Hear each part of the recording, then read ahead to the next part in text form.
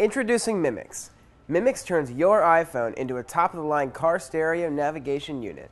Hi, this is Sean with MP3 Car. We're sitting here in the car and we've got Mimix installed, up and running, ready to go. And I want to show off some of the features this can do. It's awesome. Basically, it's as instant as your car stereo. So as soon as you get in, plug in your phone, and you've got your screen up and running. It's completely internet connected because we're on our phone, so we can get all the internet apps that we like, including Pandora, internet radio, we've got your onboard music, we've got a web browser, your email, we've got all that functionality right here, ready for us, and it's safe to use. So the first thing that most people want to do when they get in the car is play some music, right? In order to access that local music, we're going to use an app called FlickTunes. The reason FlickTunes is awesome is because it actually gives you all of your music a swipe away. So you can swipe up to play, and you can swipe up again to pause, like that, and you can swipe right and swipe left to go between songs. So the next music app that we want to take a look at is Pandora. So we can actually just launch Pandora. So we're on a 3G connection here, so it's going to take a second to load.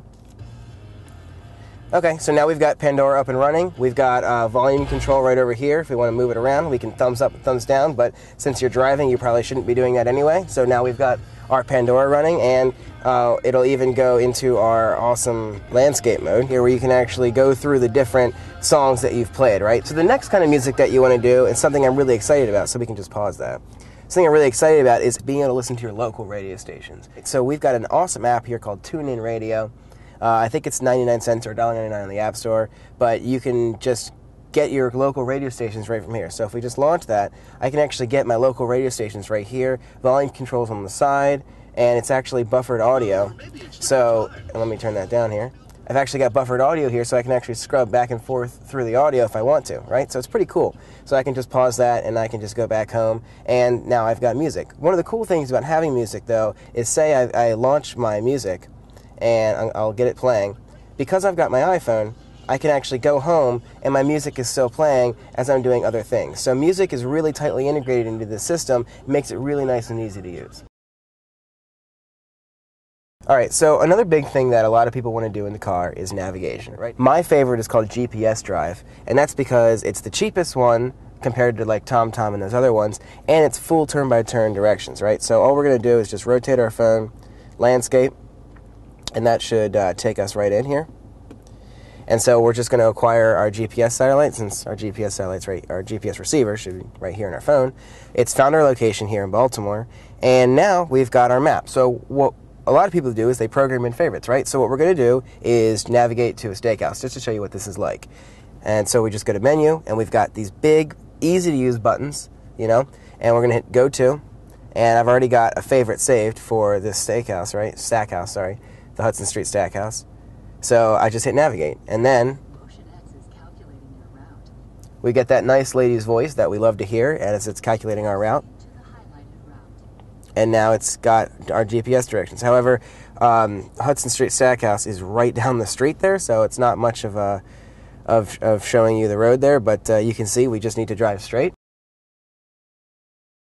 Okay, so we've got our internet-connected device, and say we're parked or a passenger wants to use the browser, or the web browser, while we're doing this. Well, since we've got our iPhone, we've got Safari, we've got a great touch-friendly browser, right? So we can just launch Safari, and you can see that we've got our store homepage up, and you can see here how smooth it is to actually use. So you can just flick down the page as you normally would. It's really nice and easy to use. All right, so another thing that a lot of people really like to do, not while they're driving, but while they're parked or their passenger can access it, is Facebook, right? We want to stay connected. So we can actually launch our Facebook app, which they've made a touch-friendly app, so it's really easy to use. And so while I'm here, I can just go ahead and leave a status update, right? So status, and I can go ahead and type something like, in the car, right? In the car, and share. And I've just posted a status update right from here. Alright, so another killer feature of this system is the fact that we've got voice control, right? So I have mine set up so you just swipe down, call Steven Jensen. Calling Steven Jensen, mobile. So apparently his name is Steven Jensen. If you ever meet him, call him that. But the phone's going to call him, and it's going to start ringing. I've got actually Steven's phone here. And that's me. Hi, me. So we're going to get an echo here in a second. You can hear. Probably not good to do this like that, but you get the idea. We're able to make phone calls and do anything we wanted to do while we're on a call. And the microphone on the iPhone, let me hang up here. The microphone on the iPhone actually picks up really well. So you actually don't need to keep the microphone near you, and they can hear you perfectly fine. So another thing that's really cool about having the phone app on here is that let's go ahead and play some music. Like say we will definitely have music on before we get a phone call. So we'll just play this.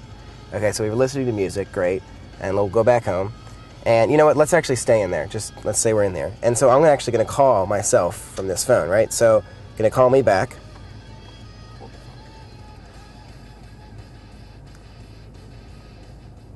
So you hear the music mute, and now I'm getting a phone call coming through my loudspeaker.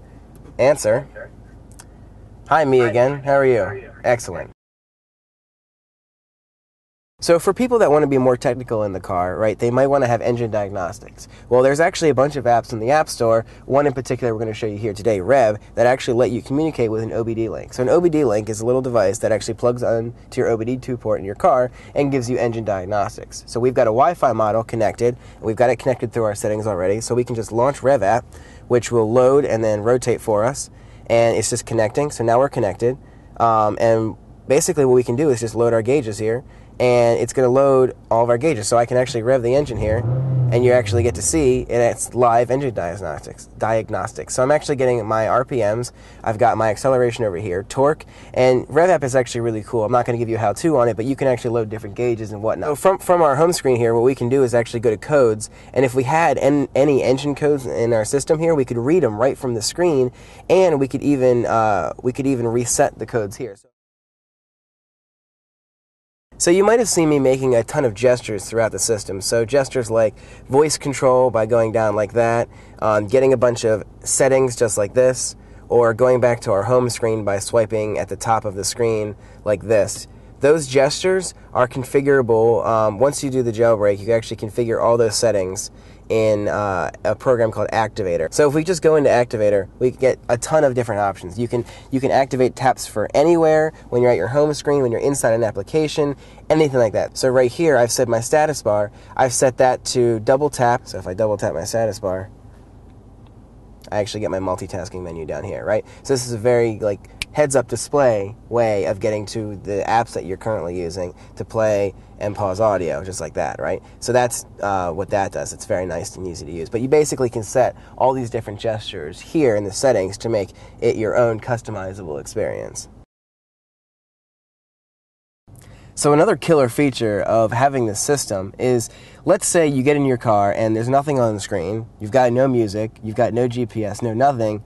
Well, you probably forgot your phone. And so this is a really great reminder that if you get in your car and you've got nothing there, that you probably need to go back and get your phone. Nowadays, you really need to have your phone on you in case anything happens, and this is just a really great way to find out that, hey, you forgot your phone. Go back and get it. It's important.